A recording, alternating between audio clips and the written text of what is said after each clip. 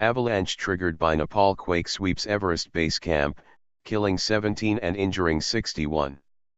An avalanche triggered by Nepal's massive earthquake slammed into a section of the Mount Everest mountaineering base camp, killing at least 17, injuring 61 and leaving an unknown number of climbers and guides unaccounted for on other routes, an official said Sunday. 22 of the most seriously injured were taken by helicopter to Farish village, the nearest medical facility.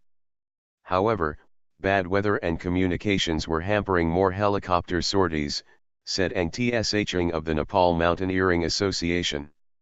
The avalanche began Saturday on Mount Kumarai, a 7,000 meter, 22,966 foot, high mountain just a few kilometers, from Everest, gathering strength as it headed toward the base camp where climbing expeditions have been preparing to make their summit attempts in the coming weeks, he said.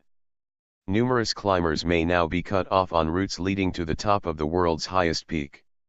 The avalanche, or perhaps a series of avalanches hidden in a massive white cloud, plowed into a part of base camp, a sprawling seasonal village of climbers, guides and porters, flattening at least 30 tents, Tshing said.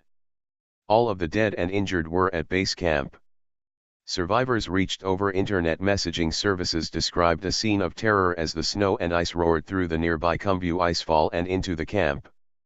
Azim Afif, the 27-year-old leader of a climbing team from University of Technology Malaysia, said in an interview on the service WhatsApp that his group was in a meal tent waiting for lunch when suddenly the table and everything around them began shaking. When they ran outside, they saw a wall of ice coming towards us, and heard the cries of Sherpa guides shouting for people to run for their lives, he wrote. We just think to find a place to hide and save our life. The small team planned to sleep together Saturday night in one large tent to make sure if anything happened, we are together, Afif said. Quickly, though, climbing teams scattered across the camp and began to work together to search for survivors. Everybody's pretty much in rescue mode, but this is different from some independent climbing accident where people can be rescued and taken somewhere else, Yano said. I don't know where somewhere else is. By Sunday morning, authorities said at least 1,865 people across the region had been confirmed dead. The nationalities of base camp victims were unclear as climbers described chaotic attempts to treat the injured amid fears of more landslides and aftershocks that continue to rattle the region. Chinese media reported that a Chinese climber and 2 Sherpa guides were among the dead. Dan Fredenberg, a Google executive who described himself as an adventurer, was among the dead, Google confirmed.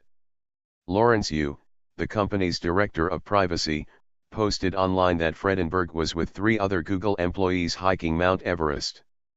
The other 3, he added, are safe. Fredenberg served as product manager and the head of privacy at Google X. The actress Sophia Bush, who has appeared in photos with Fredenberg posted by entertainment outlets, called him one of a kind in a post on Instagram.